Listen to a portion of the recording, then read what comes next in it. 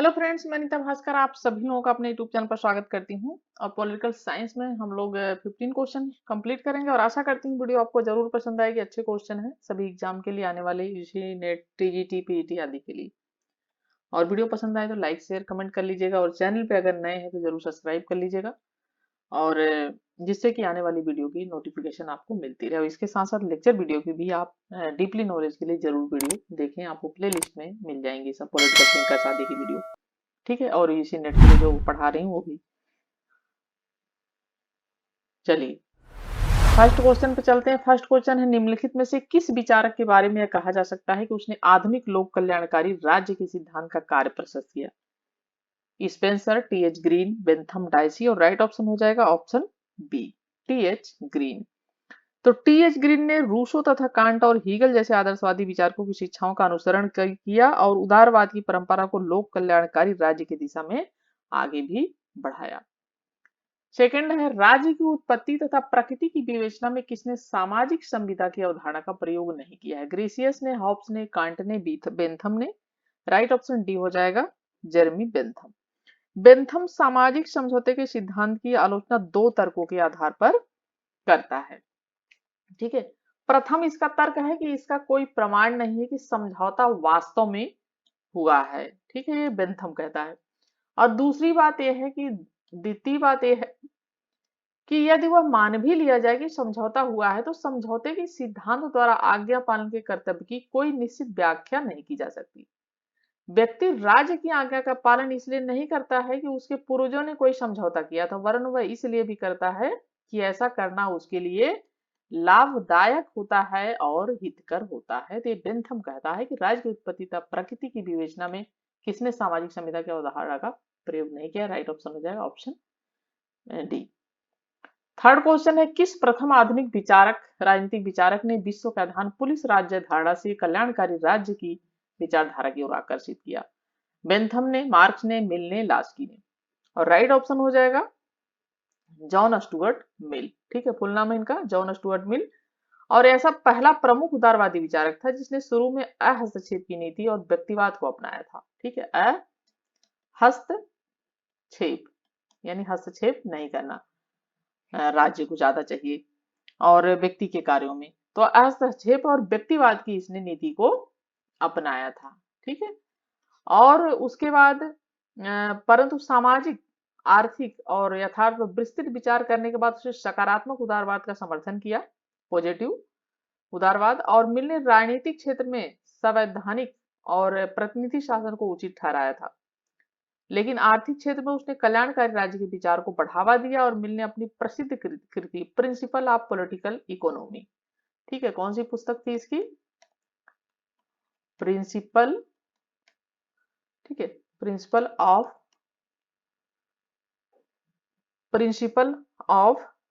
Political, ठीक है, economy. तो प्रिंसिपल ऑफ पॉलिटिकल इकोनॉमी के अंतिम संस्करण 1866, ठीक है, 1866 में संपत्ति के अधिकार को सीमित करने की उसने वकालत किया है। ठीक है, फोर्थ है, किसने लॉ की प्राकृतिक अवस्था को अस्पष्ट प्राकृतिक अवस्था कहा है? ओक्सफोर्ड, मैकफरसन, मेडिसन और मैकाइबर। राइट ऑप्शन हो जाएगा सीबी मैकफरसन।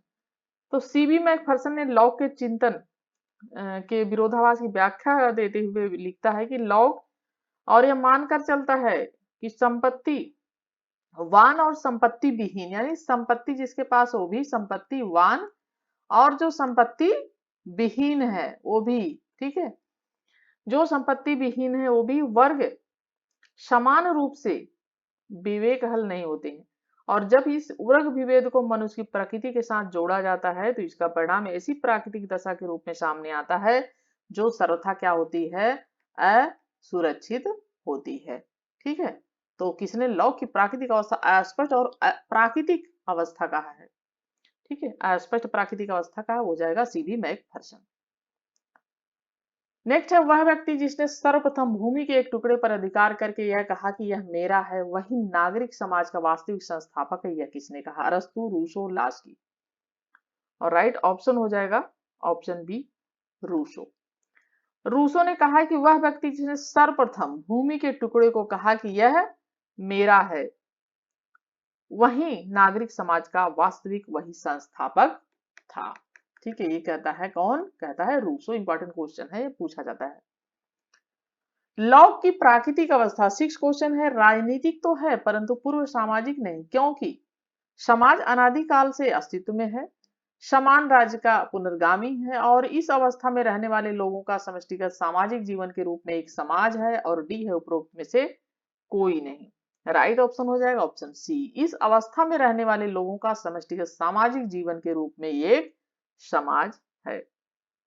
ठीक है, और जीवन के रूप में समुदायवासी है तथा वे जीवन, स्वतंत्रता और संपत्ति से संबंधित 3 प्राकृतिक अधिकारों को उपभोग करते हैं। ये किसने कही है? ठीक है, और 7 क्वेश्चन है, किसे संप्रभुता के उच्च धर्माध्यक्ष के रूप में जाना जाता है? जेस मिल को, ग्रेसियस को, रूसो को, बोधा को। राइट ऑप्शन हो जाएगा ऑप्शन सी। ठीक है, ऑप्शन सी हो जाएगा रूसो। जैसे बोधा और ग्रेसियस की संप्रभुता मर्यादित होता है। ठीक है, मर्यादित है, जबकि रूसो के अनुसार जन संप्रभुता अदेय, ठीक है, यानी किसी को दी नहीं जा सकती। अविभाज्य है, यानी इसका विभाजन नहीं किया जा सकता, इसको बांटा नहीं किया जा सकता। असीम है, ठीक है, और असीम है, और अमर्यादित एवं निरंकुश होती है, इसीलिए उसे संप्रभुता को उच्च धर्माध्यक्ष कहा जाता है। ये कहता है रूसो। ठीक है,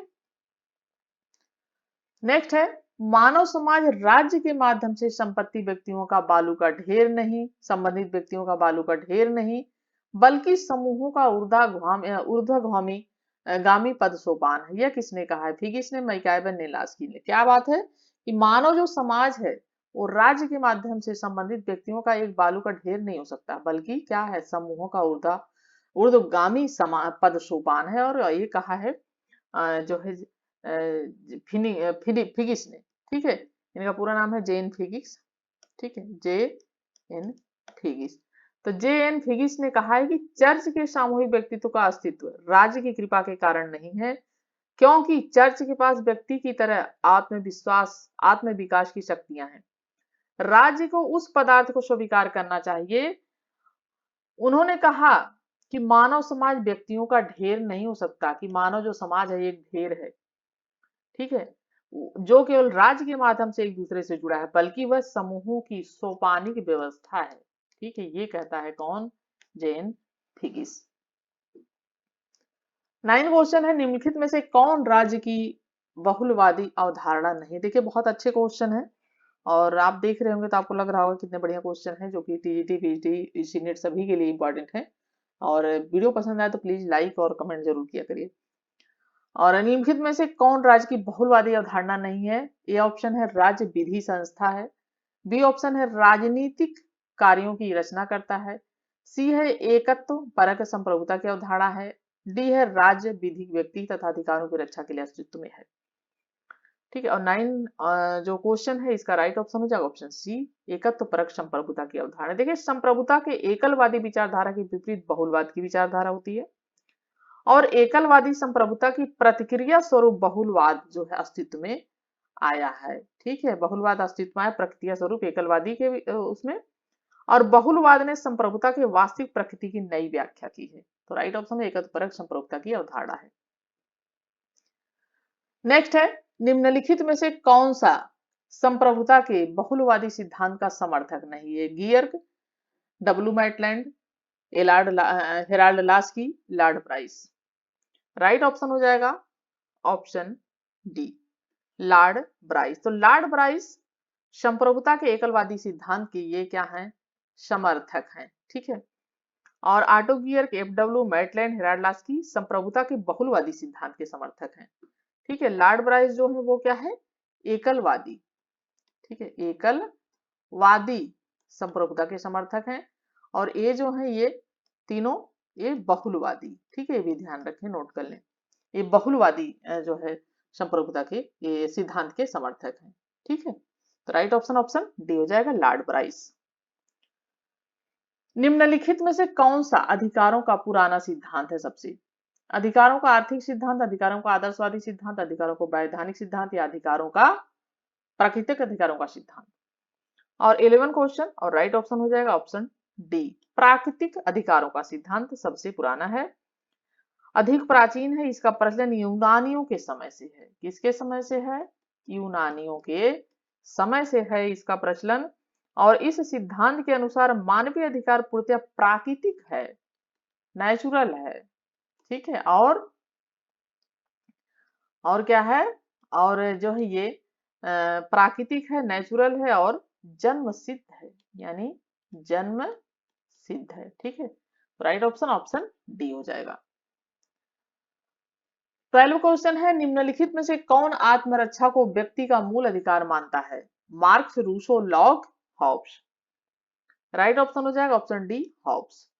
हॉब्स के अनुसार अपनी व्यक्तिगत सुरक्षा के लिए मनुष्य अपने सारे अधिकारों का क्या करता है? परित्याग करता है और संप्रभु को, ठीक है, संप्रभु को असीम, ठीक है, संप्रभु को असीम सत्ता प्रदान करते हैं। ठीक है।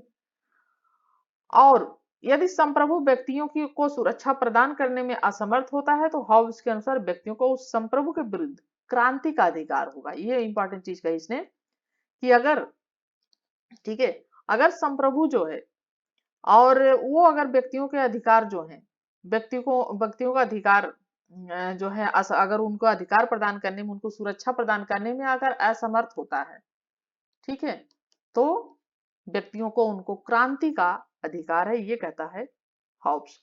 और इस प्रकार व्यक्ति के लिए आत्मरक्षा ही मूल अधिकार है, ये कहता है आत्मरक्षा ही मूल अधिकार है। ठीक है। ये कहता है कौन? हॉब्स कहता है। 13 क्वेश्चन है, समाज के विरुद्ध अधिकार परस्पर विरोधी अभिव्यक्ति है, यह कथन किसका है? Bentham, mill, green, can't. Right option हो जाएगा ऑप्शन सी, टीएच ग्रीन।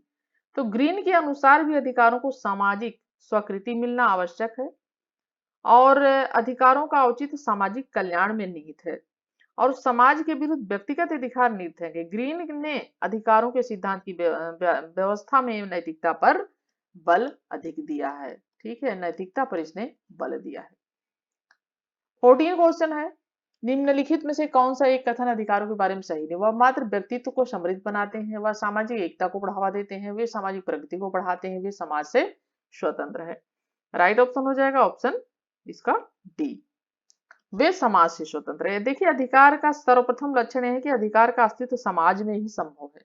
ठीक है, समाज और सामाजिक स्वीकृति के अभाव में व्यक्ति जिन शक्तियों का उपभोग करता है वे उसके अधिकार न होकर प्राकृतिक शक्तियां होती हैं और शून्य में व्यक्ति का कोई अधिकार नहीं हो सकता। राज्य के द्वारा व्यक्ति को जिस उद्देश्य की प्राप्ति के लिए अधिकार प्रदान किया जाता है उसकी सिद्धि समाज में ही संभव है। ठीक है, उसकी सिद्धि जो है वो समाज में ही संभव है और इस दृष्टि से भी अधिकार समाजगत ही होते हैं, तो वे समाज से स्वतंत्र हैं।